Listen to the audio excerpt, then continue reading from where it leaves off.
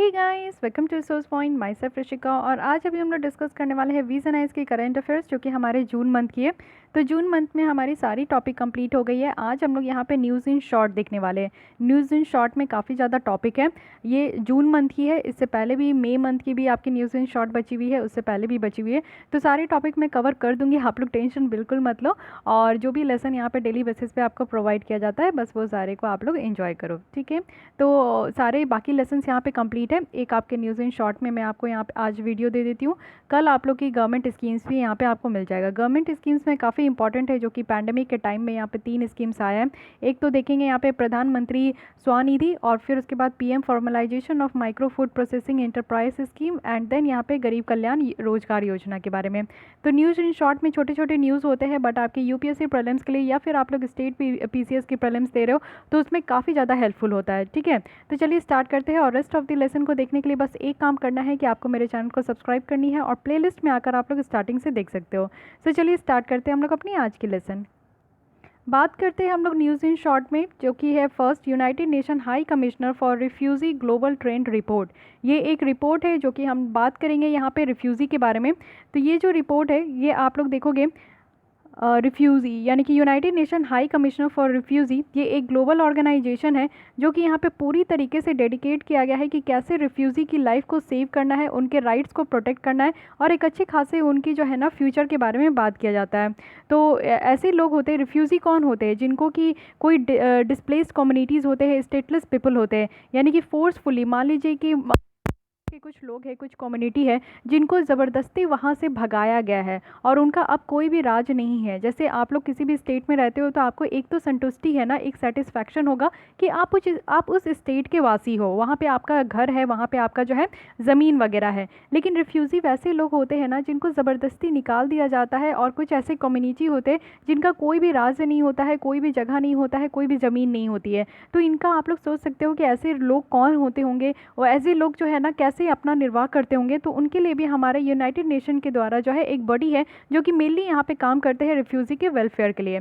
इसको 1950 में ही बनाया गया था, और सेकेंड वर्ल्ड वॉर के बाद ही इसको बनाया गया था, जिसमें यहाँ पे यूरोपियंस यानी कि मिलियंस ऑफ यूरोपियंस जो कि अपने घर को खो चुके थे, उनको यहाँ पे मदद देने के लिए इस तरीके का आपका बनाया गया था, ठीक है। ये बेसिक आप लोग को पता चल गया। की हाईलाइट्स देख लेते हैं क्या है। एटलीस्ट यहाँ पे 100 मिलियन पीपल्स है जिनको फोर्स किया गया है कि वो अपने घर को छोड़े, वो भी फास्ट टिकट में, और इसमें से 40% जो है वो बच्चे हैं। तो आप लोग समझ सकते हो 40% बच्चे हैं, यानी कि 30 to 34 मिलियंस जो है वो बच्चे हैं। फोर्स डिस्प्लेसमेंट है ऑलमोस्ट डबल हो चुका है। अगर हम लोग 2010 के कंपैरिजन में देखें तो 80% जो वर्ल्ड के डिस्प्लेस्ड पीपल है वो कंट्रीज़ में और टेरिटरीज़ में वो एक्यूट उनको जो है वाटर स्कार्सिटी देखने को मिलता है, उनको पीने के पानी भी अवेलेबल नहीं हो पाता है। फूड इनसिक्योरिटी है, यानी कि वो जिस जगह पे आकर रहने लगते हैं वहाँ पे उनको भोजन भी नहीं मिल पाता है। माल न्यूट्रिशन की प्रॉब्लम है, यानी कि कुपोषण के शिकार हो जाते हैं। 5 कंट्रीज़ की बात करूँ तो यहाँ पे 2/3 जो पीपल है वो यहाँ पे आपको देखने को मिलेंगे कि डिस्प्लेस्ड है। तो 5 कंट्रीज़ जो कि टॉप है यहाँ पे रिफ्यूज़ी के नाम पे, तो वो है Syria, Venezuela, Afghanistan, south Sudan and Myanmar. 85% जो आपको रिफ्यूज़ी देखने को मिलेंगे वो यहाँ पे डेवलपिंग कंट्रीज़ में ही होते हैं। और अराउंड अगर देखें तो 1,95,000 रिफ्यूज़ीज़ जो है वो इंडिया में है, और एट द एंड ऑफ 2019 की ये रिपोर्ट बताई जा रही है, विच इज़ वेरी इंपॉर्टेंट। आज को ये आप लोग को नया पता चला होगा, पता है तो बहुत अच्छी बात है, नहीं पता है तो इसके बारे में आप लोग ध्यान रखिएगा। Coming to second topic, that is strategic sector. तो स्ट्रैटेजिक सेक्टर है क्या, इसके बारे में बात करते हैं। हमारे मोदी जी के द्वारा यहाँ पे बात किया गया था आत्मनिर्भर भारत पैकेज, एक new public sector enterprises policy की बात की गई थी, जिसमें कि प्राइवेटाइज करने की बात किया जा रहा था, यानी कि पब्लिक सेक्टर्स जो इंटरप्राइजेस है उसको प्राइवेटाइज करना है। और इसमें ये जो प्रपोज आपका पॉलिसी गवर्नमेंट है, इसके अंदर अगर हम लोग देखें तो लिस्ट ऑफ स्ट्रैटेजिक सेक्टर्स लेकर गवर्नमेंट यहाँ पे आई है। हर एक अगर स्ट्रैटेजिक सेक्टर्स की बात करें तो वो यहाँ पे बनाया जाएगा एटलीस्ट 1, और चाहे यहाँ पे आपका 4 से ज़्यादा पब्लिक सेक्टर इंटरप्राइजेस नहीं होंगे। पब्लिक सेक्टर इंटरप्राइजेस अगर हम लोग अदर सेक्टर्स में देखें तो उसको प्राइवेटाइज किया जाएगा, या फिर मर्ज कर दिया जाएगा, या फिर जो होल्डिंग कंपनी है उनके अंदर ला दिया जाएगा। ये जो मूव है इससे ये एक्सपेक्ट किया जा रहा है कि हमारा जो वेस्टफुल एडमिनिस्ट्रेटिव कॉस्ट है, यानी कि जो खर्चे बहुत ज़्यादा हो जाते हैं, वो यहाँ पे कम होगा पब्लिक सेक्टर इंटरप्राइजेस में, और पब्लिक सेक्टर इंटरप्राइजेस की एफिशिएंसी यहाँ पे बढ़ पाएगी। स्ट्रैटेजिक सेक्टर्स जो हम लोग कह रहे हैं इसका क्या मतलब है। गवर्नमेंट 1999 में पीएससी को यहाँ पे क्लासिफाइड की थी स्ट्रैटेजिक और नॉन स्ट्रैटेजिक एरियाज़ में, और पर्पस क्या था, तो डिसइन्वेस्टमेंट। दो बातें होती है, इन्वेस्टमेंट और डिसइन्वेस्टमेंट। इन्वेस्टमेंट करने का मतलब है कि जब सरकार पब्लिक सेक्टर इंटरप्राइजेस में अपनी पैसा लगाते हैं, ठीक है, पैसा लगा के स्टेक खरीद लिए। और डिसइन्वेस्टमेंट का मतलब है कि जब सरकार के पास पैसे की कमी होती है तो सरकार क्या करते हैं कि इस तरीके के पब्लिक सेक्टर इंटरप्राइजेस में जहां वो ऑलरेडी पहले इन्वेस्टमेंट किए थे अब वो डिसइन्वेस्टमेंट कर लेते, यानी कि जितना पैसा लगाए थे उतना पैसा वो वापस ले लेते अगर सरकार के पास पैसे की कमी होती है। तो अभी कोविड-19 के बाद आप लोगों को देखने को मिलेगा कि सरकार बहुत ज़्यादा घाटे में चल रही है, तो सरकार को पैसे की ज़रूरत है, रेवेन्यू ज़्यादा बन नहीं पा रहा है, तो सरकार क्या कर रही है कि पब्लिक सेक्टर इंटरप्राइजेस से जो है वो डिसइन्वेस्टमेंट कर रहे हैं। तो ये चीज़ें यहाँ पे देखने को मिलेगा, यानी कि ये जो आपका पब्लिक सेक्टर इंटरप्राइजेस है इसमें आपका दो एरिया में इसको आपका किया गया है, एक तो इन्वेस्टमेंट और डिसइन्वेस्टमेंट। जो इंडस्ट्रियल एक्टिविटीज़ है या फिर इंडस्ट्रीज़ है जो भी इस नेशनल इंपॉर्टेंस के सेक्टर से आपका बिलोंग करता है वो यहाँ पे आपको देखने को मिलेगा कि स्ट्रैटेजिक सेक्टर्स में काउंट होता है, यानी कि वैसे इंडस्ट्रीज एक्टिविटीज़ जो कि हमारे नेशनल इंपॉर्टेंस के लिए काम करते हैं उनको हम लोग स्ट्रैटेजिक सेक्टर्स के अंदर रखते हैं। साथ ही साथ अगर हम लोग देखें आज की डेट में तो कुछ एरियाज़ हैं जिसके तहत यहाँ पे जो पब्लिक सेक्टर इंटरप्राइजेस है वो यहाँ पे आपका क्लासीफाई किया गया है, कैटेगराइज किया गया है। स्ट्रैटेजी की बात कर रहे हैं, यानी कि आर्म्स एंड एम्यूनिशंस है, एलाइड आइटम्स है, डिफेंस इक्विपमेंट का, डिफेंस एयरक्राफ्ट और वॉरशिप का। सेकंड है कि एटॉमिक एनर्जी है, और एटॉमिक एनर्जी एक्सेप्ट वो एरिया जो कि यहाँ पे आपका न्यूक्लियर पावर के ऑपरेशन से रिलेटेड है या फिर कोई आपका रेडियो आइसोटोप का एप्लीकेशन से रिलेटेड है जो कि एग्रीकल्चर, मेडिसिन और नॉन स्ट्रैटेजिक इंडस्ट्रीज़ है, रेलवे ट्रांसपोर्ट है। तो ये सारे ऐसे कैटेगरीज है जहाँ पे आपको देखने को मिलेगा कि स्ट्रैटेजिक पब्लिक सेक्टर इंटरप्राइजेस है। सारे अदर अगर हम लोग CPSE की बात करें तो वो यहाँ पे कंसीडर किया जाता है नॉन स्ट्रैटेजिक, ठीक है। सेंट्रल यहाँ पे पब्लिक सेक्टर आपका जो इंटरप्राइजेस है वो नॉन स्ट्रैटेजिक है। और फॉर आप देखोगे नॉन स्ट्रैटेजिक PSC के लिए गवर्नमेंट जो है ना, गवर्नमेंट का जो स्टेक है वो यहाँ पे रिड्यूस हो रहा है, और साथ ही साथ यहाँ पे आपका जो तरीका देखोगे काम करने का वो भी यहाँ पे कम होगा, ठीक है। ओके, तो ये स्ट्रैटेजिक नॉन स्ट्रैटेजिक हम लोग देख लिए। नेक्स्ट आता है किसान credit card campaign launched for 1.5 crore dairy farmers. तो यहाँ पे किसान KCC कार्ड जो है ऑलरेडी यहाँ पे फार्मर्स को दिया जाता है, बट ये आपका कैंपेन लगाया जा रहा है जिसमें कि डेयरी फार्मर्स को यहाँ पे दिया जाएगा, वो भी 1.5 करोड़ डेयरी फार्मर्स को। तो इसका एम यही है कि शॉर्ट टर्म क्रेडिट यहाँ पे प्रोवाइड करना है डेयरी फार्मर्स को कि उनकी जो भी ज़रूरत होती है वो यहाँ पे पूरा हो सके। ये आत्मनिर्भर भारत पैकेज का अगेन ये पार्ट है जिसमें कि 2.5 करोड़ न्यू फार्मर्स को यहाँ पे इसके अंदर कवर किया जाएगा। तो बात करते हैं KCC स्कीम्स के बारे में, क्योंकि ये न्यूज़ में आ चुका है तो इट मे बी पॉसिबल कि क्वेश्चन इससे पूछा जा सके। ये इंट्रोड्यूस किया गया था 1998 में, जिसमें कि किसान क्रेडिट कार्ड यहाँ पे दिया जाता था फार्मर्स को, वो भी उनके होल्डिंग के बेसिस में कि उनके पास कितना ज़मीन है, स्मॉल होल्डिंग है, लार्ज होल्डिंग है, मार्जिनल होल्डिंग है, कैसा होल्डिंग है, उनको यहाँ पे दिया जाता था। साथ ही साथ यहाँ पे एडुकेट और टाइमली जो क्रेडिट सपोर्ट है वो यहाँ पे फार्मर्स को दिया जाता था बैंकिंग सिस्टम से कि वो अपना कल्टीवेट कर सके, और जो जितनी भी दूसरी ज़रूरत है जैसे कि शॉर्ट टर्म क्रेडिट की उनको ज़रूरत है या फिर पोस्ट हार्वेस्ट की जो खर्चे होते हैं उनको पूरा करने के लिए, या फिर जो कंजप्शन रिक्वायरमेंट है फैमिली के फार्मर्स फैमिली के हाउस होल्ड वाले जितने भी उनके घर परिवार में जितने लोग हैं उनके कंजप्शंस की जो रिक्वायरमेंट है, वर्किंग कैपिटल की ज़रूरत है जिससे कि वो अपने फार्म एसेट को और जो भी यहाँ पे अलाइड एक्टिविटीज़ है उसको मेंटेन कर सके। इन्वेस्टमेंट क्रेडिट की अगर ज़रूरत है एग्रीकल्चर या फिर यहाँ पे अलाइड्स एक्टिविटीज़, अलाइड एक्टिविटी कहने का मतलब है कि खेती करने के साथ साथ आप लोग देखोगे कि पोल्ट्री वगैरह पे भी ध्यान देते हैं फार्मर्स, डेयरी में भी फार्मर्स काम देते हैं, दूध वगैरह की मिल्क प्रोडक्शंस और इसको डिस्ट्रीब्यूशन में। तो ये सारा कुछ अलाइड एक्टिविटीज़ होता है क्योंकि फार्मर्स जो है पूरी तरीके से अपने खेती पे रिलाइड नहीं होना चाहते, और जितने भी फार्मर्स पूरी तरीके से अपने खेती पे रिलाइड होते हैं ना, उसी पे निर्भर रहते हैं, तो उनको ज़्यादा कुछ प्रॉफिट नहीं होता, तो इसलिए फार्मर्स यहाँ पे करना होता है। तो इन सारी चीज़ों के लिए उनको क्रेडिट चाहिए, तो इसलिए यहाँ पे किसान क्रेडिट कार्ड उनको मुहैया कराया जाता है। साथ ही आप लोग देखोगे कि यहाँ पे फैसिलिटी दिया गया है उनको ATM अनेबल रुपे कार्ड का। रुपे कार्ड हमारे इंडिया का कार्ड है, जैसे आज के डेट में आप लोग वीज़ा कार्ड, मास्टर कार्ड इस्तेमाल करते हो, तो वो हमारे इंडिया का नहीं है, तो इसमें इसलिए उसमें ज़्यादा चार्जेस आपको देखने को मिलता है। बट रुपे कार्ड हमारे इंडियन का कार्ड है तो इसमें आपको कम चार्जेस देखने को मिलता है। वन टाइम डॉक्यूमेंटेशन यहाँ पे दिया जाता है।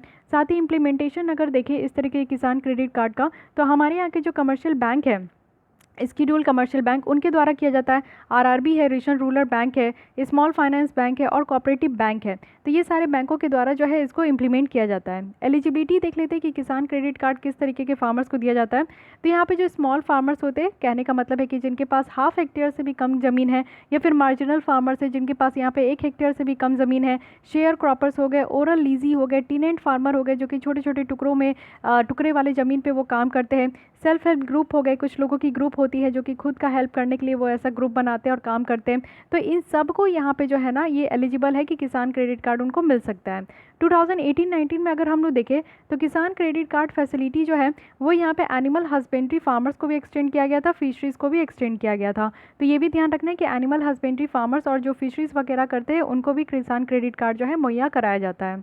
नेक्स्ट आते हैं अर्बन लर्निंग इंटर्नशिप प्रोग्राम, जिसको टुलिप प्रोग्राम भी कहा गया है। एक टुलिप पोर्टल है जिसको लॉन्च किया गया है हमारे ministry of housing and urban affairs के द्वारा, साथ ही all India council for technical education के द्वारा। टुलिप की बात करें तो ये एक तरीके का प्रोग्राम है जिसमें इंटर्नशिप अपॉर्चुनिटी दी जाएगी। जो भी यहाँ पे अर्बन लोकल बडीज़ में और स्मार्ट सिटीज़ में जितने भी ग्रेजुएट है, यानी कि फ्रेश ग्रेजुएट है, तुरंत ग्रेजुएट होकर निकले, तो उनको यहाँ पे इंटर्नशिप अपॉर्चुनिटी यहाँ पे दिया जाएगा। एप्लीकेंट्स जो है उनका एलिजिबिलिटी क्राइटेरिया क्या होना चाहिए कि वो इंडियन सिटीजन्स हो, साथ ही साथ वो अपने फाइनल ईयर ऑफ कॉलेज को कंप्लीट कर लिए हो, और वो भी आपका लास्ट 18 मंथ्स में। प्रोग्राम जो है यहाँ पे कोई भी बजट अपने आप में नहीं है, ये पहले जो है यूनियन बजट 2021 में ही अनाउंस किया गया था, यानी कि इसी बार आपको देखने को मिलेगा। साथ ही साथ इसको एक इंटीग्रेटेड डिजिटल प्लेटफॉर्म है जिसमें कि इंटर्न्स को अलाउ किया जाता है, और जो अर्बन लोकल बडीज़ और स्मार्ट सिटीज़ है उनको अलाउ किया जाता है कि वो यहाँ पे इंटरेक्ट कर सके और एक ही रूफ के अंदर जो है एक दूसरे से इंगेज हो सके। Ministry of housing and urban affairs के बारे में अगर हम लोग देखें, अर्बन अफेयर्स के बारे में अगर हम लोग देखें तो ये यहाँ पे काम करेंगे इस इनिशिएटिव के अंदर, और स्टेट गवर्नमेंट के साथ मिलकर यहाँ पे काम करेंगे। बेनिफिट क्या होगा अर्बन लोकल बॉडीज़ को और स्मार्ट सिटीज़ को, उसके बारे में देखें तो यहाँ पे शॉर्ट टर्म टैलेंट जो है वो यहाँ पे गेन किया जाएगा और उनकी प्रोडक्टिविटी बढ़ेगी। मैनेजमेंट एक्सपीरियंस उनको ऑफर किया जाएगा।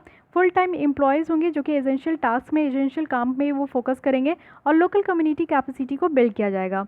एक्सपेक्टेड बेनिफिट्स अगर हम लोग इंटर्न्स की देखें तो यहाँ पे इंसाइडर और जो रियलिस्टिक व्यू है अर्बन गवर्नमेंट सिस्टम का वो यहाँ पे गेन होगा, और हैंड ऑन वर्क यहाँ पे आपका जो एक्सपीरियंस है वो एक्वायर होगा। इंटीग्रेट एकेडमिक कोर्स वर्क होगा जो कि प्रैक्टिकल एप्लीकेशंस और यहाँ पे स्किल डेवलपमेंट के साथ काम किया जाएगा।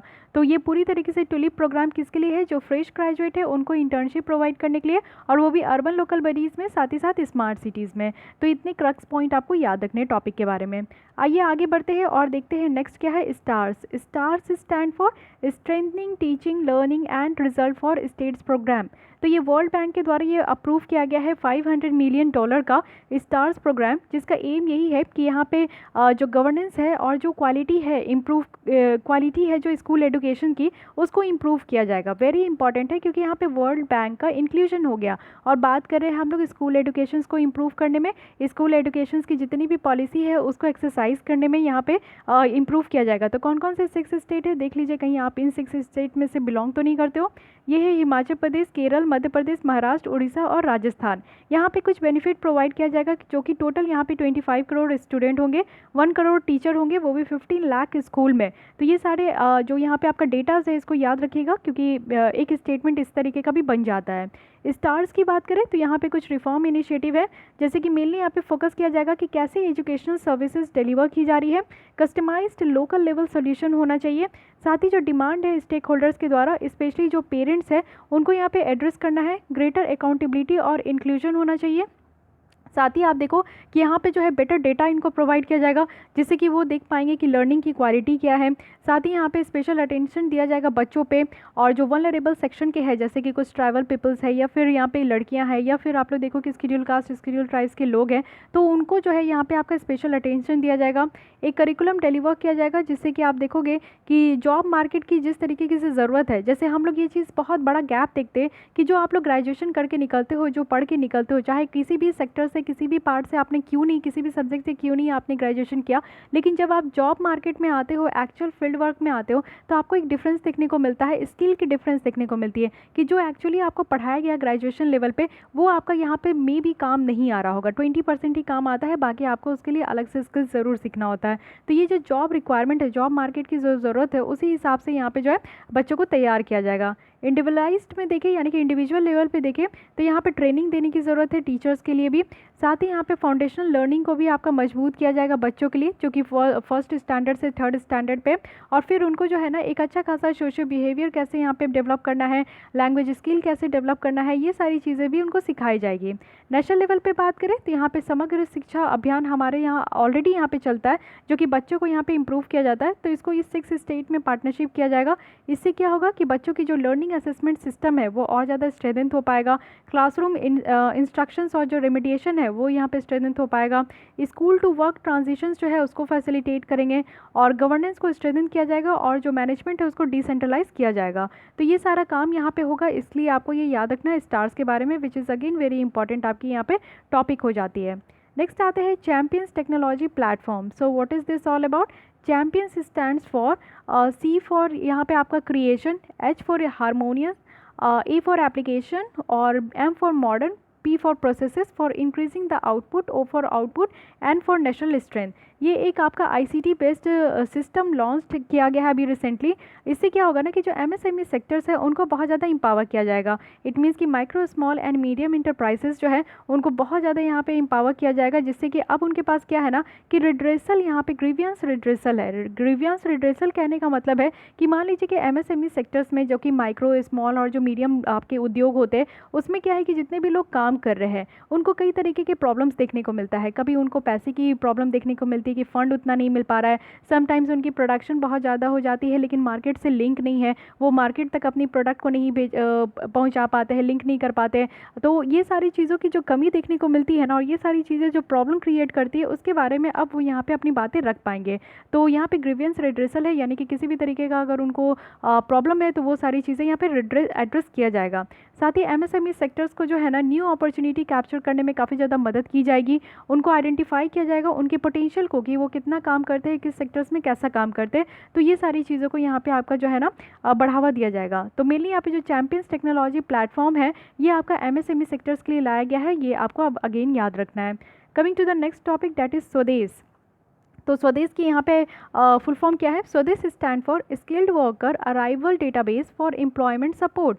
ये एक जॉइंट इनिशिएटिव है जो कि ministry of skill development and entrepreneur का है, साथ ही ministry of civil aviation and ministry of external affairs है। तो ये आपसे डायरेक्टली पूछा जा सकता है कि स्वदेश जो है इसमें कौन कौन सी मिनिस्ट्रीज इन्वॉल्व है। तो you should remember about this, that is Ministry of skill development and Civil Aviation, third is External Affairs. Okay, ये इनिशिएटिव जो है ये क्यों लाया गया है?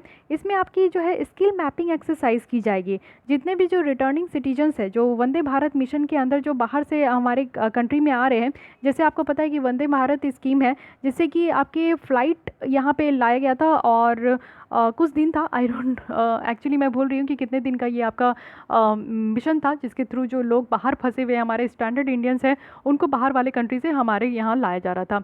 ऑपरेशन समुद्र सेतु है, जिसमें कि आप देखोगे कि हमारे यहाँ का INS समग्र है, INS मगर है, INS एरिवत है, ये सारे जो है ना माले गए हैं, मालदीव्स गए हैं और मॉरिशस गए हैं, वहाँ से लोगों को हमारे स्टैंडर्ड इंडियंस को वापस लेकर आए थे। तो ये याद रखना है। तो वंदे भारत मिशन के अंदर जो भी लोग हमारे इंडिया में वापस आए तो उनको जॉब तो देना बनता है ना, क्योंकि जो बाहर जा रहे थे, बाहर रह रहे थे, वो वहाँ पे काम कर रहे थे। अब यह कोविड के कारण जो है उनको वापस घर आना पड़ा, और कोविड के कारण पता नहीं उनको कब तक जो है वापस अपने वर्क प्लेस में लौटना पड़ेगा। तो जब तक वो इंडिया में रहते हैं तो इंडिया में उनको जो है एम्प्लॉयमेंट देना बहुत ज़्यादा ज़रूरी है। तो इसीलिए उनको जो है ना यहाँ पे एक्सरसाइज कराया जाएगा, जो कि मैपिंग एक्सरसाइज होगी, उनकी किस तरीके से स्किल है और कहाँ कहाँ उनको जॉब प्रोवाइड किया जा सकता है। तो इन बातों पे ध्यान दिया जाएगा।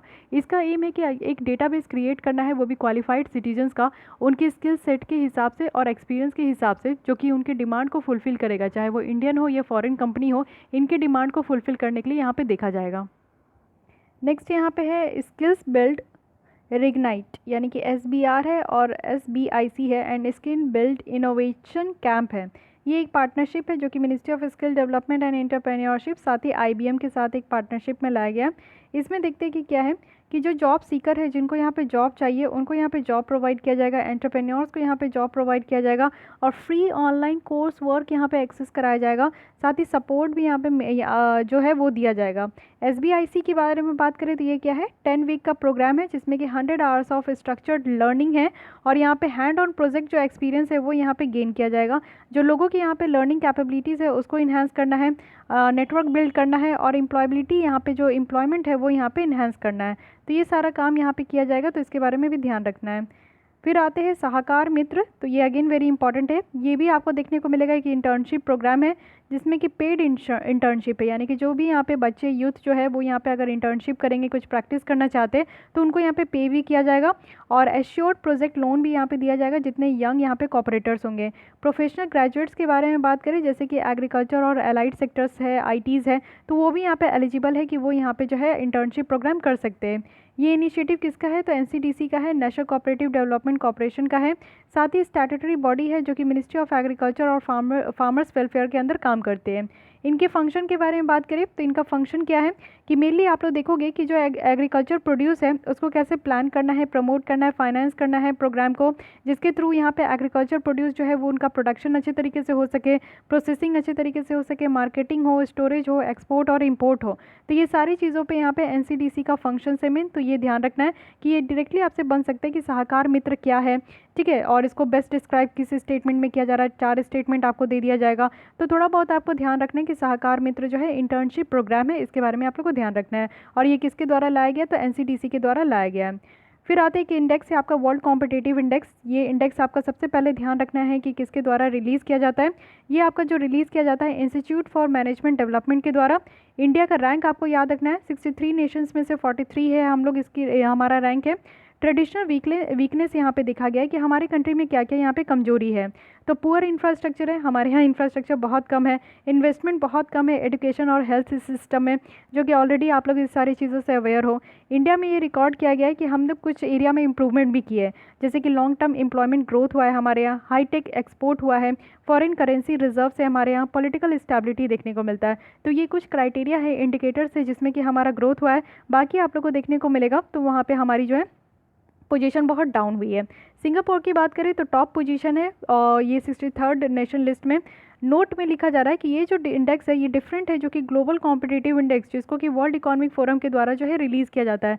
तो ये याद रखिएगा, 2 तरीके के यहाँ पे आपकी कॉम्पिटिटिव इंडेक्स है, एक तो वर्ल्ड कॉम्पिटिटिव इंडेक्स है और ग्लोबल कॉम्पिटिटिव इंडेक्स है। तो ग्लोबल कॉम्पिटिटिव इंडेक्स जो है वो आपका वर्ल्ड इकोनॉमिक फोरम के द्वारा रिलीज़ किया जाता है।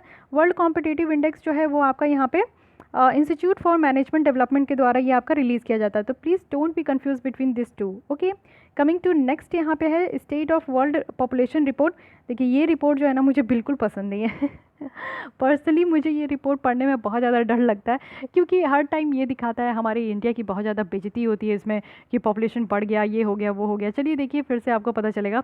State of world population report 2020 की है, यूनाइटेड नेशन पॉपुलेशन फंड है, United nation sexual and reproductive health agency है, जिनके द्वारा ये रिपोर्ट आपका रिलीज़ किया गया है। इस रिपोर्ट का टाइटल क्या है, state of the world population 2020, और साथ ही साथ यहाँ पे आपका जो टाइटल रखा गया है वो है against my will defying the practices that harm women and girls and undermine equality. ठीक है, यानी कि जो वुमेन और गर्ल्स को जो हार्म करते हैं वैसे वैसे प्रैक्टिसेस को यहाँ पे ख़त्म करना है, और जो इक्वालिटी अंडरमाइन किया जाता है, इक्वालिटी हमारे यहाँ जो है बात करते हैं कि हम लोग यहाँ पे इक्वालिटी हो, यानी कि समान उनका जो है सब कुछ हो, लेकिन ऐसा देखने को नहीं मिलता है। तो ये सारी चीज़ों को यहाँ पे कम करना है, यानी कि इनइक्वालिटी को कम करना है, इक्वालिटी होनी चाहिए। इस रिपोर्ट में मेनली फोकस किया जाता है जेंडर बाइस में, वायलेंस जो कि गर्ल्स और वीमेंस के अगेंस्ट में बहुत तरीके का वायलेंस होता है। डे टू डे आप exploitation, day to day violence आप देखते ही हो, चाहे वो घर में हो तो डोमेस्टिक वायलेंस हो, पेट्रियार्कल सोसाइटी है जिसके थ्रू हमारे वीमेंस को जो है डिसीजन मेकिंग में पार्टिसिपेशन नहीं देखने को मिलता है। बाहर आएंगे तो बाहर आप लोगों को अलग तरीके के क्राइम देखने को मिलेगा, रेप वगैरह होते हैं, साथ ही साथ उनको जो इकोनॉमिक पार्टिसिपेशन है वो बहुत कम देखने को मिलता है। स्कूल में आप लोग को देखने को मिलेगा कि जो गर्ल्स की पार्टिसिपेशन है, इनरोलमेंट है वो बहुत कम है, अटेंडेंस बहुत कम है। उसके अलावा हेल्थ केयर सर्विसेज आप देखोगे तो वो ज़्यादा इनको नहीं मिल पाता है। की हाईलाइट इस बार रिपोर्ट में क्या किया गया है, हार्मफुल प्रैक्टिसेस के बारे में, यानी कि इस रिपोर्ट में आप देखोगे कि बहुत ज़्यादा हार्मफुल प्रैक्टिसेस जो है विमेन के अगेंस्ट में किया जाता है। आउट ऑफ विच 3 जो है वो मोस्ट वाइड स्प्रेड और परसिस्टेंट है, जैसे कि फीमेल जेनाइटल आपका जो है म्यूटिलेशन होता है, और चाइल्ड मैरिज है, और सन प्रेफरेंस है। ये 3 ऐसा जो है ऐसी प्रैक्टिसेस है हमारे इंडिया में जो कि बहुत ज़्यादा प्रिवलेंट है विमेन के अगेंस्ट में। ये जो FGM होता है, फीमेल जेनाइटल म्यूटिलेशन, इसमें क्या किया जाता है ना कि जो फीमेल के यहाँ पे प्राइवेट पार्ट्स होते हैं उनको कट किया जाता है या फिर उनको सिल दिया जाता है, कुछ भी इस तरीके का किया जाता है जिससे कि उनके प्राइवेट पार्ट्स जो है सही तरीके से वर्क नहीं कर सके। तो आप लोग समझ सकते हो कि कैसी दरिंदगी है हमारे कंट्री में, और पता नहीं ये किस प्रवृत्ति के इंसान होते हैं जो कि इस तरीके का काम करते हैं, क्या उनकी थिंकिंग स्टेटस है और क्या वो सोच के ऐसा करते हैं। लेकिन हाँ, ये चीज़ हमारे कंट्री में आज की भी डेट में चल रही है। चाइल्ड मैरिज, आप लोगों को पता है, बाल विवाह, जिसके कारण बहुत सारी कष्ट है, लड़कियां कभी आगे नहीं बढ़ पाती है। और थर्ड है सन प्रेफरेंस, आप लोग देखे होंगे कि दादी नानी को पोता ही चाहिए होता है।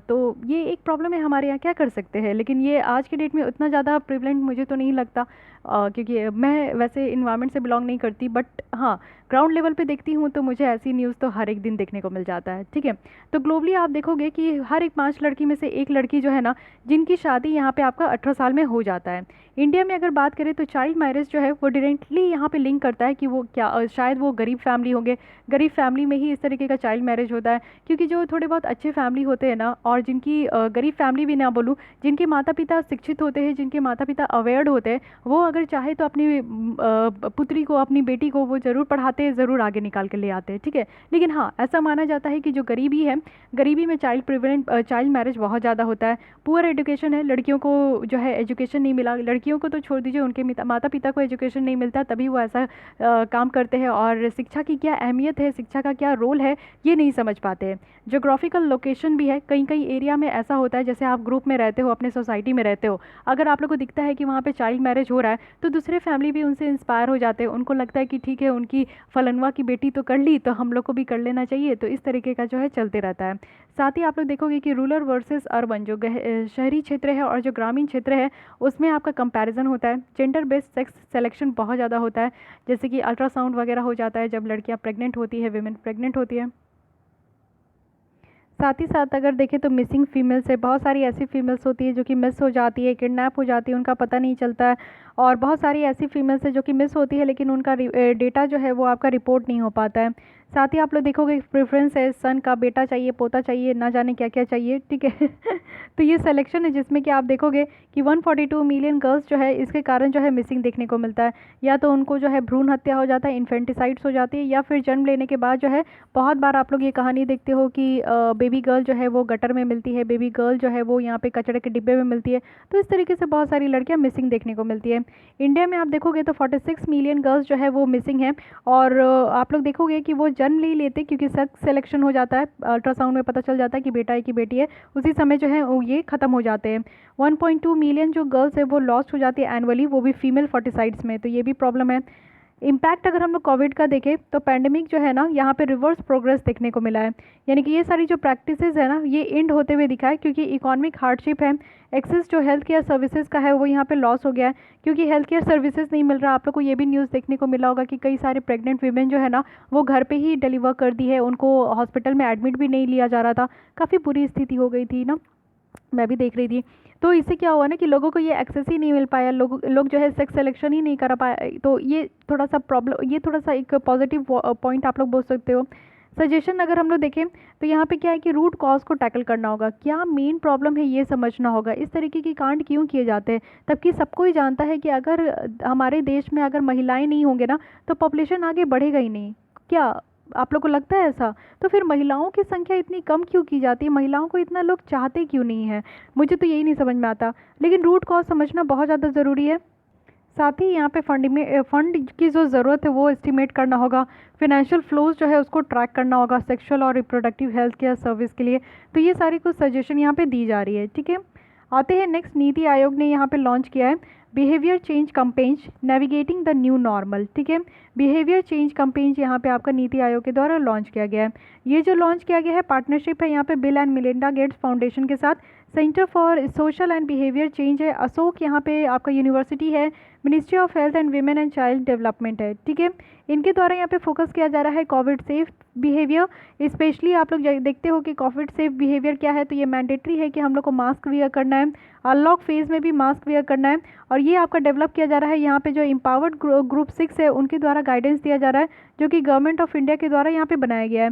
एम्पावर्ड ग्रुप 6 की बात करें तो ये यहाँ पे बनाया गया था, जिसमें जो भी इश्यूज निकल कर आ रहे हैं कि प्रॉब्लम को आइडेंटिफाई करना है, सही तरीके से सॉल्यूशन लेकर आना है, कुछ अच्छा प्लान फॉर्म करना है कोविड-19 रिलेटेड, तो वो सारे प्रॉब्लम को यहाँ पे एड्रेस किया जाएगा। इस कैंपेन की बात करें तो यहाँ पे 2 पार्ट है। एक तो वेब पोर्टल देखने को मिलेगा जहाँ पे आपका इन्फॉर्मेशन होगा कोविड सेफ बिहेवियर नॉर्म्स, जो कि अनलॉक फेज़ में था, और 4 की यहाँ पे बिहेवियर बताया जा रहा है, जैसे कि मास्क तो पहनना ही है, सोशल डिस्टेंसिंग आपको फॉलो करना है, यानी एक दूसरे के दूरी में एक 1 हैंड डिस्टेंस होना ही चाहिए, हैंड हाइजीन होना चाहिए, बार बार सैनिटाइज करते रहो, और पब्लिक में आप लोग को नहीं थूकना है। तो ये 4 यहाँ पे आपका नॉर्म्स बताया गया है। मीडिया कंपेन्स देखें तो उनके द्वारा मेनली फोकस किया जा रहा है कि कैसे यहाँ पे आपका मास्क पहनना जो है मैंडेटरी कर दिया जाए, ठीक है। नेक्स्ट यहाँ पे food safety compliance system launched by FSSAI। तो फूड सेफ्टी जो कंप्लायंस सिस्टम है ये cloud based upgraded food safety compliance online platform है, जो कि यहाँ पे वन स्टॉप पॉइंट जैसा काम करेगा सारे रेगुलेटरी और कंप्लायंस इंगेजमेंट जो कि FSSAI का है फूड बिजनेस ऑपरेटर से। इससे क्या होगा कि आज के डेट में जो फूड लाइसेंसिंग और जो रजिस्ट्रेशन सिस्टम है वो यहाँ पे ख़त्म होगा, इसको रिप्लेस किया जाएगा, और ये pan India integrated response system होगा, जो कि यहाँ पे फूड फ्रॉड देखने को मिलता है कि बहुत सारी जगहों पे जो खाना वगैरह है, अनाज है, उसकी यहाँ पे गलती से चोरी की जाती है। यहाँ पे जो भी एरर है उसको एलिमिनेट करना है, लाइसेंस यहाँ पे प्रोवाइड करना है जो कि जल्दी होगा, और लाइसेंसिंग प्रोसेस होगा फूड मैन्युफैक्चरर्स के लिए। ये सारी चीज़ें बेस्ट कैसे होगी, तो स्टैंडर्डाइज फूड प्रोडक्ट लिस्ट के ऊपर होगी, ठीक है। नेक्स्ट आता है वर्ल्ड फूड प्राइज़, ये 2020 है। तो यहाँ पे इंडियन अमेरिकन सॉइल साइंटिस्ट है रतन लाल, उनको ये तरीके का प्राइज़ दिया गया है, जिसमें कि सॉइल सेंटरिंग जो अप्रोच है उनको वो डेवलप किए हैं, जिससे कि हमारी फूड प्रोडक्शंस जो है उनकी पैदावार और ज़्यादा बढ़ जाएगी। तो ये अवार्ड आपका नोबेल पीस प्राइज़ के द्वारा ही बनाया जाता है, नॉर्मन बोरलॉन्ग के द्वारा, जिसमें कि कुछ साइंटिस्ट और जो अदर लोग होते हैं उनको रिकॉग्नाइज़ किया जाता है कि कैसे वो अवेलेबिलिटी ऑफ फूड को और इनकी क्वालिटी को इम्प्रूव करते हैं। ये जो अवार्ड है ये आपका वर्ल्ड फूड प्राइज़ फाउंडेशन के द्वारा दिया जाता है, और इसको नोबेल प्राइज़ भी कहा जाता है एग्रीकल्चर सेक्टर में, ठीक है। रशिया की आर्कटिक रीजन में ऑयल स्पिल हो गया था, you might have heard this news. So permafrost जो थॉइंग है ये रिकॉग्नाइज़ किया गया था, एक प्रिंसिपल रीज़न है जिसके कारण से 20,000 टन्स जो ऑयल लीक था वो आर्कटिक रीजन पावर प्लांट में देखने को मिला रशिया में। तो प्लांट जो है ना ये इंटायरली परमाफ्रॉस्ट में आपका बिल्ट है। परमाफ्रॉस्ट कहने का मतलब क्या होता है कि आपका 2 साल से ज़्यादा जो है कंटिन्यूस वो एरिया में आपकी बर्फ़ वाली जो है, और फ्रोज़न आपका जो है वो एरिया होता है जिसमें कि टेम्परेचर आपका -डिग्री में होता है, जो कि पूरे साल आपको देखने को मिलेगा। ये आपका बहुत वीक होता है क्योंकि क्लाइमेट चेंज हो रहे हैं, और ये जो है ना pillar supporting fuel tank to sink, यहाँ पे ये क्यों हुआ, और इसके कारण क्या हुआ कि जो पिलर्स है ना जो कि यहाँ पे फ्यूल टैंक को बहुत ज़्यादा सपोर्ट करके रखते थे वो यहाँ पे डूब गया, ठीक है। तो ये परमाफ्रॉस्ट वाला एरिया था, तो ये ध्यान रखिएगा। ऑयल जो लीक हो रहा था ये लोकल अंबरनिया जो रिवर है उसमें आपको देखने को मिलेगा, जो कि आर्कटिक रीजन में है, उसमें ये लीक हुआ था। अंबरनिया जो रिवर है ना ये आपका जो है पायसिनो लेक और रिवर जो आपका पायसिना है उससे ये फ्लो होता है, जिसमें कि कारा सी को ये कनेक्ट करता है, जो कि आर्कटिक ओशन का ये पार्ट है। परमाफ्रॉस्ट के बारे में देख लेते हैं। ये एक ऐसा ज़मीन होता है जो कि कम्प्लीटली फ्रोज़न है, या फिर 0 डिग्री है, या फिर 0 डिग्री से भी कम है, वो भी एटलीस्ट 2 ईयर्स तक होता है। इसमें आपके क्या क्या होते हैं, रॉक होते हैं, सॉइल होते हैं, सेडिमेंट्स होते हैं, जो कि एक दूसरे को जो है आइस के द्वारा होल्ड करके रखते हैं। हर एक 1 डिग्री अगर यहाँ पे इस टेम्परेचर अगर राइज हो गया तो इससे क्या होता है ना कि आप देखोगे कि 39 लाख किलोमीटर स्क्वायर तक जो परमाफ्रॉस्ट है ना वो यहाँ पे बर्बाद होने लगता है, ठीक है। तो थोड़ा सा भी अगर यहाँ पे टेम्परेचर बढ़ता है तो यहाँ पे आपका बर्फ़ जो है वो पिघलना स्टार्ट हो जाता है, और जिसके कारण क्या होगा कि ग्राउंड जो है वो अनस्टेबल हो जाता है, और इसके कारण लैंडस्लाइड होते हैं, फ्लड होते हैं, इंफ्रास्ट्रक्चर डैमेज होता है। जितने भी यहाँ पे इंडिजिनस लोग और एनिमल है उनको रहने में प्रॉब्लम होता है, उनके लाइफ में थ्रेट हो जाता है, ग्रीन हाउस गैसेज यहाँ पे रिलीज़ होने लगता है, और एंशिएंट जो पुराने बैक्टीरियाज और जो वायरस है वो एटमॉस्फेयर में रिलीज़ होने लगते हैं। तो ये चीज़ ध्यान रखना है। देखिए यहाँ पे बताया जा रहा है परमाफ्रॉस्ट, हम लोग स्टेटस देखें तो यहाँ पे जो डार्क ब्लू कलर में है ये आपका पूरा परमाफ्रॉस्ट स्टेटस है। तो यहाँ पे ग्रीनलैंड है, यूरेशिया है, और ये आपका नॉर्थ अमेरिका है, और बीच में आपका आर्कटिक वाला पोर्शन है, ठीक है। परमाफ्रॉस्ट जो है ये आपका बिलो 22% ऑफ लैंड जो सरफेस ऑफ अर्थ में है उसमें आपका परमाफ्रॉस्ट वाला एरिया देखने को मिलेगा। मोस्टली ये पोलर जोन में होता है, जो कि हम लोग नॉर्थ पोल और साउथ पोल में देखते हैं। ये आप लोगों को देखने को मिलेगा कि 55% जो लैंड मास है वो रशिया और कनाडा में है, 85% ये अलास्का वाले रीजन में है, और पॉसिबली आप देखोगे कि पूरे इंटायर अंटार्कटिका में जो है ना ये परमाफ्रॉस्ट वाला ही रीजन है। तो इसके बारे में आप लोग को पता होना चाहिए। अब नेक्स्ट इंडेक्स की तरफ पढ़ते हैं, ये भी बहुत खतरनाक है, जो कि इन्वायरमेंटल परफॉर्मेंस इंडेक्स। इसमें क्या है कि इंडिया के द्वारा अभी आप देखोगे कि रैंक हमारी थोड़ी इंप्रूव हुई है। वैसे हम लोग नीचे से टॉप होते हैं, 2018 में हमारा 177 रैंक था, वो भी आउट ऑफ 180, यानी कि नीचे से ही टॉप हुए। अब हम लोग थोड़ा और पायदान ऊपर आ गए हैं, 168 हमारा रैंक है, ठीक है। और ये आपका रिलीज़ किया जाता है येल यूनिवर्सिटी के द्वारा। इंडिया का स्कोर अगर हम लोग देखें तो रीजनल एवरेज जो स्कोर है 5 की पैरामीटर्स में, उसमें हम लोग का नीचे है। सारे साउथ एशियन जो कंट्रीज़ है अफगानिस्तान को छोड़कर वो इंडिया से आगे है। अगर इस इंडेक्स के अकॉर्डिंग देखें तो इंडिया को ज़रूरत है कि वो अपना जो नेशनल सस्टेनेबिलिटी एफर्ट्स है वो और ज़्यादा इसको डबल करना चाहिए इंडिया के द्वारा, ठीक है। साथ ही इन्वायरमेंटल पॉल्यूशन इंडेक्स अगर देखें तो यहाँ पे 180 कंट्रीज़ को यहाँ पे मापा जाता है कि इन्वायरमेंट का कैसा हेल्थ है और इकोसिस्टम कैसा अच्छा खासा है कि नहीं। टोटल यहाँ पे 32 परफॉर्मेंस इंडिकेटर्स होते हैं और 11 कैटेगरीज में इसको डिवाइड किया जाता है। इन्वायरमेंटल हेल्थ में क्या क्या है कि देखा जाता है कि उस कंट्रीज़ में एयर क्वालिटी कैसी है, साफ़ सफाई का कैसा ख्याल रखा जा रहा है, ड्रिंकिंग वाटर अवेलेबल है कि नहीं, हेवी मेटल्स के बारे में देखा जाता है, वेस्ट मैनेज कैसे किया जा रहा है, यानी कि सॉलिड वेस्ट और वेट वेस्ट, साथ ही प्लास्टिक वेस्ट, ये सारा कैसे मैनेज किया जा रहा है, इसमें आप लोग का इन्वायरमेंट झलकता है। इकोसिस्टम विटेलिटी की अगर देखें तो यहाँ पे बायोडाइवर्सिटी, किसी कंट्री में बायोडाइवर्सिटी और हैबिटाट कैसे है, इकोसिस्टम सर्विस कैसा है, फिशरीज का क्या कंडीशन है, क्लाइमेट चेंज को कैसे टैकल किया जा रहा है, पॉल्यूशन इमिशन कितना हो रहा है, एग्रीकल्चर और वाटर रिसोर्सेज कैसी है। तो ये दो कंडीशन में आपको देखने को मिलेगा कि टोटल यहाँ पे 32 परफॉर्मेंस इंडिकेटर है और 11 कैटेगरी है इसमें। ओवरऑल अगर इसमें हम लोग रैंकिंग देखें तो ये इंडिकेट करता है कि कंट्रीज़ जो है ना बेस्ट एड्रेस कर रही है इन्वायरमेंटल चैलेंजेस को। तो ये ध्यान रखना है, हम लोग की रैंक यहाँ पे थोड़ी सी इंप्रूव हुई है, बट फिर भी बहुत अच्छा नहीं हुआ है। 180 कंट्री में 168 है, फिर भी हम लोग अच्छे कंडीशन में नहीं है कि नहीं। आइए नेक्स्ट चलते हैं, जो कि है नगर वन स्कीम। तो ये ministry of environment, forest and climate change के द्वारा अनाउंस किया गया है नगर वन स्कीम, जो कि वर्ल्ड इन्वायरमेंट डे जब था 5 जून को, उसके ओकेजन में ये आपका लाया गया है। नगर वन स्कीम है क्या, न्यू स्कीम, आपको हमेशा ध्यान में रखना है, एकदम आप लोग को जो है ना नज़र में बैठा लेना है कोई भी न्यू स्कीम अगर लॉन्च हो रहा है तो। इसका एम है कि 200 जो नगर वन है, यानी कि नगर वन अर्बन फॉरेस्ट, इसको डेवलप करना है हमारे कंट्री में और आगे आने वाले 5 साल में, जिसमें कि आप देखोगे कि म्यूनिसिपल कॉर्पोरेशन होंगे, म्यूनिसिपैलिटीज़ होंगे, इसमें लोकल कम्युनिटीज़ की इन्वॉल्वमेंट होगी, एजुकेशनल इंस्टीट्यूशन होगा, लोकल बॉडीज़ होंगे, एनजीओज़ होंगे, ठीक है। इस स्कीम में मेन बात क्या रखा जा रहा है, मेन इसमें कहा जा रहा है कि जो मिनिमम 20 हेक्टेयर्स ऑफ जो फॉरेस्ट है, जो ज़मीन है, जो जंगल है, उसको यहाँ पे इंडिया में और किसी सिटीज़ में यहाँ पे क्रिएट किया जाएगा।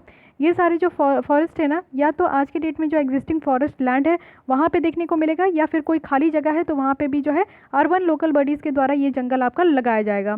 वन उद्यान जो है एक बार इस्टेब्लिश किया जाएगा, जिसको यहाँ पे स्टेट गवर्नमेंट के द्वारा मेंटेन करना है। सिटीज़ अथॉरिटीज़ जो है उनको भी यहाँ पे इंकरेज किया जाएगा कि सिटी फॉरेस्ट जो होगा वो यहाँ पे 100 हेक्टेयर तक का फॉरेस्ट एरिया होना चाहिए। स्कीम में आप देखोगे कि कैंपा के द्वारा भी यहाँ पे पे किया जाएगा। कैंपा एक ऑलरेडी हमारे यहाँ कानून है, जो कि एफॉरेस्टेशन फंड, यानी कि कंपनसेटरी एफॉरेस्टेशन फंड एक्ट है, पेड़ लगाने के लिए यहाँ पे आपका जो है ना फंड वगैरह मुहैया कराया जाता है।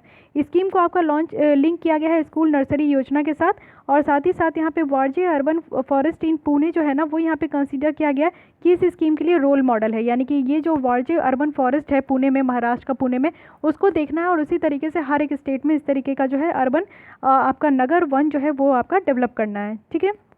नेक्स्ट आते हैं 2020 डेजर्टिफिकेशन एंड ड्रॉट डे, जो कि 17 जून है। थीम रखा गया है फूड फीड फाइबर, ये लिंक किया गया है कंजप्शन और लैंड के बीच में। डेजर्टिफिकेशन की बात करें तो डेजर्टिफिकेशन मीन्स आपका क्या होता है, मरुस्थलीकरण। डेजर्ट आप देखते हो, जैसे हमारा थार डेजर्ट है तो उसमें आप देखोगे कि पूरा मरुस्थल है, लेकिन अगर कोई ऐसा ज़मीन है जो कि पहले बंजर हो गया है, वहाँ पे कोई रहते नहीं है, वहाँ पे पानी की कमी है और धीरे धीरे जो लैंड की क्वालिटी है वो पूरी डिग्रेड हो गई और उसके बाद आपको देखने को मिलेगा कि वो पूरा बंजर हो चुका है। तो ये जो आपका डेजर्टिफिकेशन हो रहा है ये क्लाइमेट चेंज के कारण भी होता है और मेनली ह्यूमन एक्टिविटीज़ के कारण भी देखने को मिलता है। साथ ही अगर लैंड डिग्रेडेशन देखें तो इससे 3.2 बिलियन पीपल्स जो है काफ़ी ज़्यादा अफेक्ट हो गए और 70% जो हमारा पूरा वर्ल्ड का लैंड है वो यहाँ पे ट्रांसफॉर्म्ड हो गया है। सस्टेनेबल डेवलपमेंट गोल 15 है, जिसका यहाँ पे एम है कि कैसे लैंड डिग्रेडेशन को हम लोग को रिवर्स करना है। यूनाइटेड नेशन जनरल असेंबली के द्वारा देखें तो उनके द्वारा ये डिक्लेयर किया गया है 10 साल का, जिसमें कि यूनाइटेड नेशन डिकेड है डेजर्ट के लिए और हम लोग को डेजर्टिफिकेशन के अगेंस्ट में फाइट करना है। हेल्दी और एनर्जी एफिशिएंट अगर बिल्डिंग इनिशिएटिव देखें तो ये एनर्जी एफिशिएंसी सर्विस लिमिटेड के द्वारा यहाँ पे आपका लॉन्च किया गया है और साथ ही साथ यहाँ पे यूएस एजेंसी है जो कि इंटरनेशनल डेवलपमेंट के लिए है, और भी यहाँ पे आपके लोग हैं, ऑर्गेनाइजेशन है जो कि यहाँ पे आपका मिल के इस तरीके का healthy and energy efficiency building initiative कर रहे हैं, बट इसको आप लोग को इतना ध्यान नहीं देना है। बात यहाँ पे कर रहे हैं हम लोग मैत्री प्रोग्राम का। तो Maitri programme stands for market integration and transformation programme for energy efficiency. तो मैत्री एक यूएस इंडिया बायलैटरल पार्टनरशिप का यहाँ पे पार्ट है जो कि मिनिस्ट्री ऑफ पावर और यूएस एआईडी के बीच में यहाँ पे आपका हुआ था। इस इनिशिएटिव में क्या है कि हेल्थियर और ग्रीनर वर्क प्लेस यहाँ पे बनाना है। साथ ही यहाँ पे आप लोग देखोगे कि आज के डेट में जो एयर कंडीशन सिस्टम है और जो एग्जिस्टिंग बिल्डिंग्स है उनकी जो भी चैलेंजेस है उसको यहाँ पे एड्रेस करना है, ठीक है। नेक्स्ट यहाँ पे सुखना लेक जो है उसको वेटलैंड डिक्लेयर किया गया है, वेरी वेरी इंपॉर्टेंट, ठीक है, क्योंकि चंडीगढ़ जो वेटलैंड अथॉरिटी है उनके द्वारा ये नोटिफिकेशन इशू किया गया है कि उनके यहाँ पे जो सुखना लेक है उसको वेटलैंड यहाँ पे डिक्लेयर करना है, और जो कानून है वो है वेटलैंड रूल्स 2017। सुखना लेक की बात करें तो ये मैन मेड लेक है जो कि चंडीगढ़ में बनाया गया था 1958 में।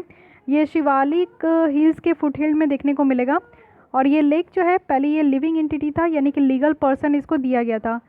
सुखना लेक लीगल पर्सन कहने का मतलब है कि आप लोग देख रहे हो कि बहुत सारे ऐसे स्टेट है जहाँ पे लीगल पर्सन लीगल एंटिटीज़ का दर्जा दिया जा रहा है बहुत सारे लेक्स को, चाहे वहाँ के प्लांट्स को, फ्लावर्स को, जिससे कि जो हम लोग जो ह्यूमन बींग को जो राइट है ना, वही सारी राइट्स जो है यहाँ पे लेक वगैरह सबको भी प्रोवाइड किया जाना चाहिए।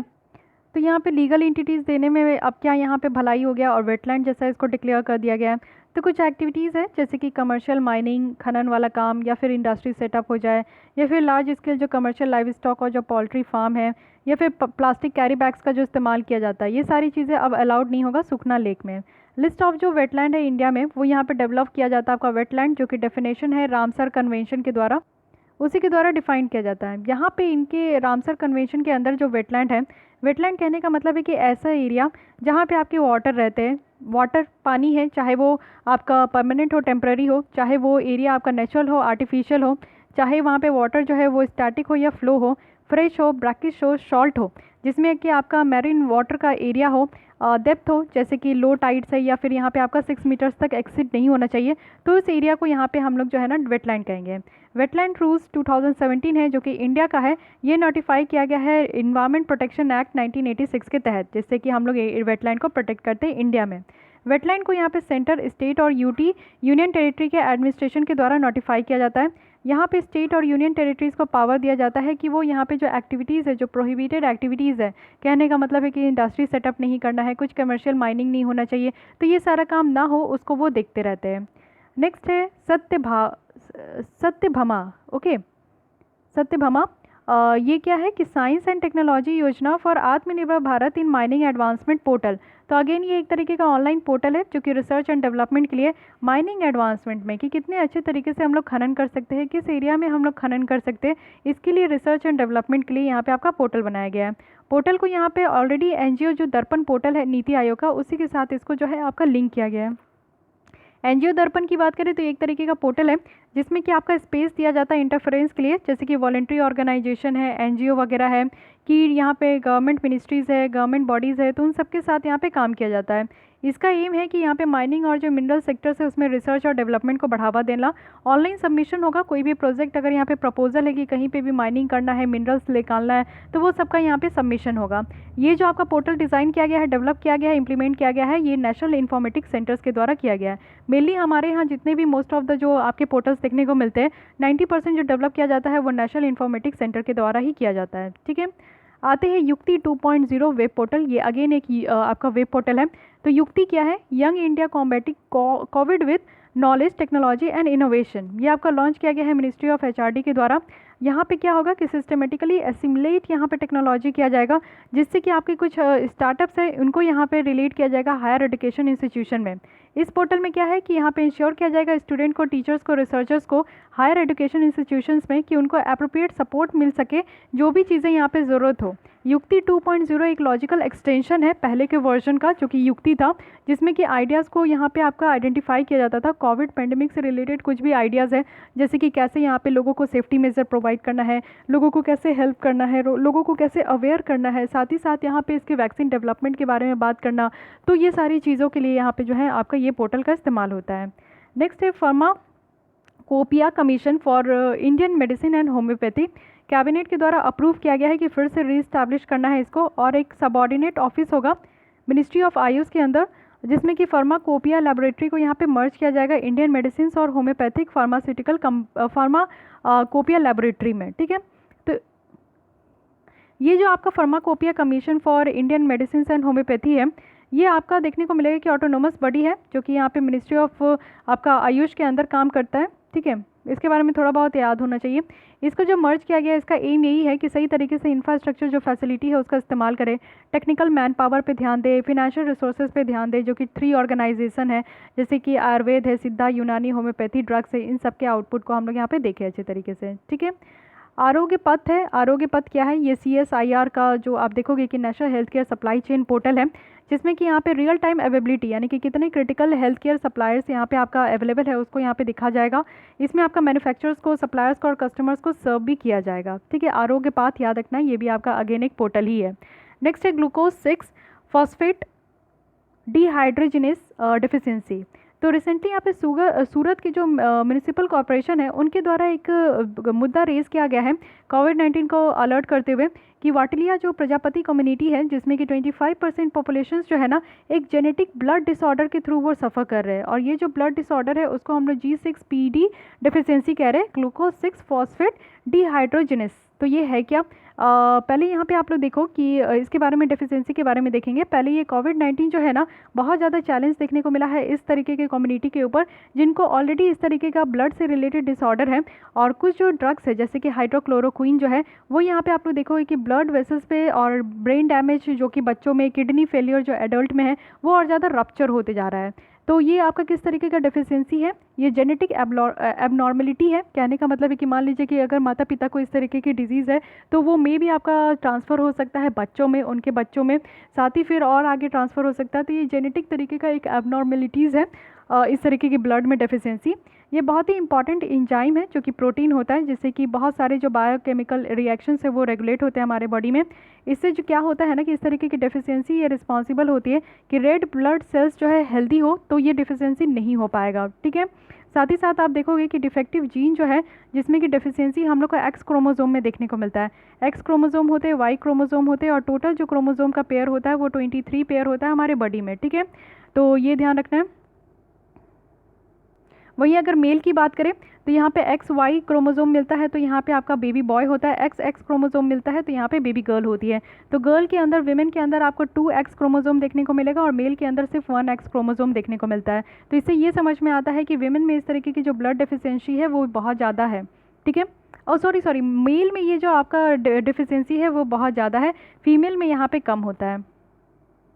ओके, अब आते हैं यहाँ पे next, assistance to disabled person for purchasing of aids application scheme. तो ये आपका डिसेबल्ड पर्सन के लिए एक स्कीम लाया गया है जिसमें कि अगर उनको कुछ भी चीज़ उनके जो मददगार के लिए होता है, जैसे कि आप देखते हो कि डिसेबल्ड पर्सन कुछ चल नहीं पाते, कुछ सुन नहीं पाते, कुछ बोल नहीं पाते, या फिर कुछ देख नहीं पाते, तो उनके लिए अपना एक आपका किट होता है जो कि उनको मदद करता है। तो उनको यहाँ पे परचेज़ करने के लिए जो है आपका ये इस तरीके का स्कीम लाया गया है।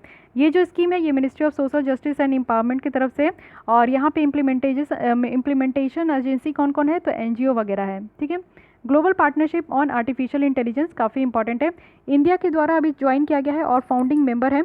GPI की बात करें तो यहाँ पे आप लोग देख लो कि ग्लोबल पार्टनरशिप है, डिफरेंट कम्युनिटीज़, डिफरेंट यहाँ पे ऑर्गेनाइजेशन, गवर्नमेंट, डिप्लोमेट्स यहाँ पे मिलेंगे और वो जो मेन काम बात करेंगे वो आर्टिफिशियल इंटेलिजेंस के ऊपर बात करेंगे।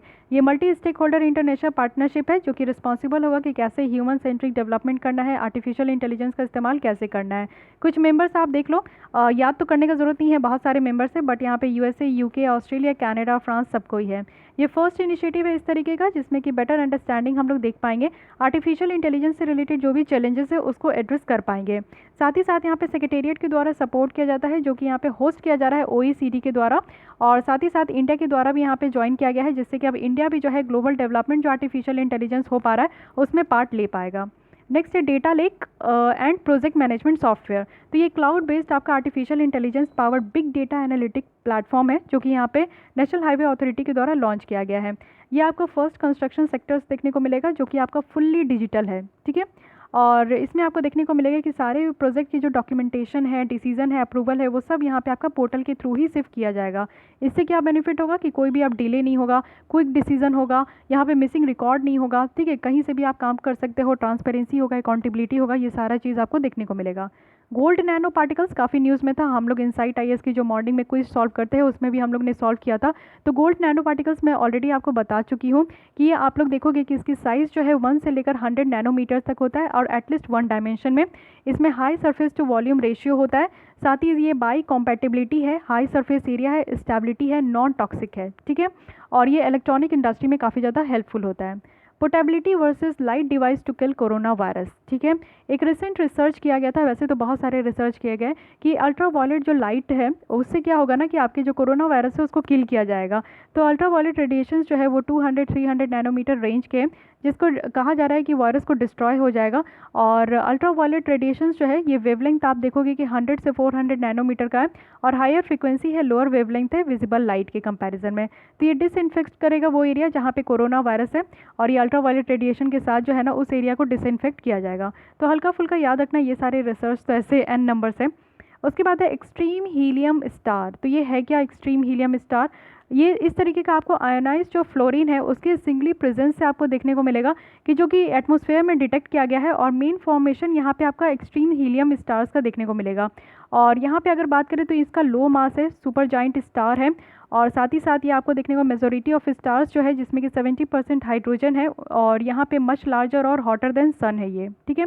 खेलो India state centre of excellence है, स्पोर्ट मिनिस्ट्री के द्वारा इस्टेब्लिश किया गया है खेलो India state centres of excellence. और ये जो आपका यहाँ पे मिनिस्टर देखने को मिलेगा वो यहाँ पे आपका national programme for development of sport scheme के अंदर है।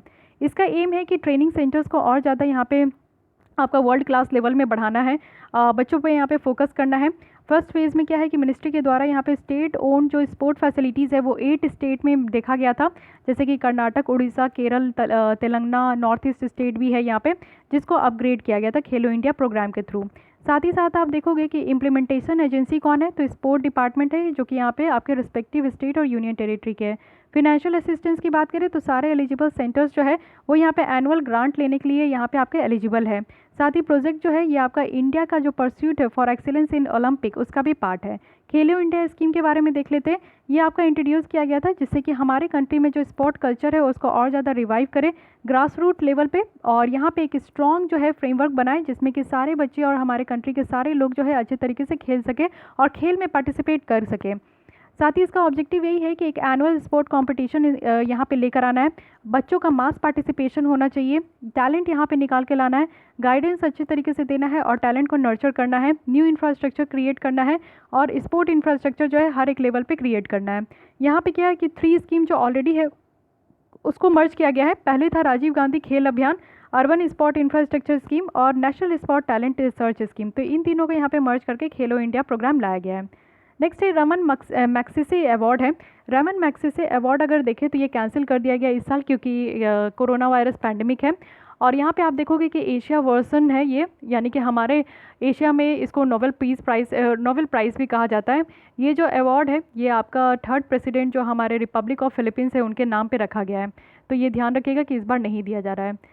गेयरसेन की बात करें तो उत्तराखंड के जो गवर्नर है उन्होंने यहाँ पे जो है गेयरसेन को एज ए उत्तराखंड का समर कैपिटल बनाया है, which is again very important.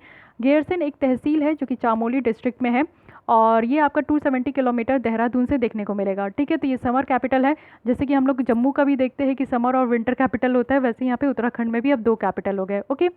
एक नेक्स्ट है यहाँ पे आपका बीमल जुल्का कमेटी। तो बीमल जुल्का कमेटी है क्या? ये एक एक्सपर्ट कमेटी है जो कि रैशनलाइजेशन, क्लोजर और मर्जर ऑफ जो फिल्म मीडिया यूनिट्स है उसके लिए है, और ऑटोनोमस मर्डी को यहाँ पे रिव्यू किया जाता है जो कि ministry of information and broadcasting के अंदर है। ये एक अम्ब्रेला कॉन्फ़िगरेशंस को यहाँ पे सजेस्ट करते हैं 4 ब्रॉड आपका वर्टिकल्स, जैसे कि प्रोडक्शन, फेस्टिवल, हेरिटेज और नॉलेज को लेकर। यहाँ पे रिकमेंड किया गया है कि कैसे फिल्म प्रमोशन फंड यहाँ पे बनाना है जो कि इंडिपेंडेंट फिल्म मेकर के लिए होगा कि वो यहाँ पे कमर्शियल फिल्म बना सके। तो मेनली ये आपका जो है ना फिल्म जो यहाँ पे फिल्म मीडिया यूनिट है उसको यहाँ पे रैशनलाइज करने के लिए इस तरीके की कमेटी का फॉर्मेशन किया गया है। तो मे भी कमेटी पूछ लिया जाता है समहाउ, तो आप लोग को ध्यान रखना है, ओके। तो गाइज हमारी यहाँ पे जो है न्यूज़ इन शॉर्ट पूरी तरीके से कंप्लीट हो गई है। नेक्स्ट आप लोग को एक और वीडियो मिल जाएगा जो कि यहाँ पे गवर्नमेंट स्कीम्स जो है यहाँ पे उसको भी हम लोग देख लेंगे, ठीक है। तो आज के लिए बस इतना ही। उसके बाद ये जून मंथ की आपकी कंप्लीट हो जाएगी, तब फिर हम लोग जो है जो लास्ट था मई मंथ की जितनी भी टॉपिक बची है उसको भी मैं कंप्लीट कर दूंगी। तो जुलाई मंथ की पढ़ती रहिए और प्रीवियस लेसन जितनी भी बची हुई है वो आपकी कंप्लीट होती रहेगी। साथ ही साथ आपका अभी डेली बेसिस में आपका ये जो हिस्ट्री की लेसन है वो आपको देखने को मिलेगा, उसको भी मैं कंप्लीट कर दूंगी इस वीक में। उसके बाद आपकी जो इन्वायरमेंट की कुछ लेसन बची है स्टैटिक, उसको भी कंप्लीट करना है और पॉलिटी की भी कंप्लीट कर दूंगी। तो एग्जाम आने से पहले आप लोग की सारी लेसन यहाँ पे कंप्लीट हो जाएगी, तो आप लोग को परेशान होने की ज़रूरत नहीं है, ठीक है। तो आज के लिए बस इतना ही। अगर आपको मेरी लेसन अच्छी लगती है और आपको हेल्पफुल होती है तो बस लाइक करके जाइएगा, और साथ ही साथ फिर भी कोई डाउट कोई सजेशन है तो कमेंट कर सकते हैं। एंड मेक श्योर कि आपने मेरे चैनल को सब्सक्राइब कर लिया है। सब्सक्राइब कीजिएगा, तभी आपको मेरे नेक्स्ट लेसन की जो नोटिफिकेशन है वो आप तक पहुंच पाएगी। तो आज के लिए बस इतना ही। Thank you.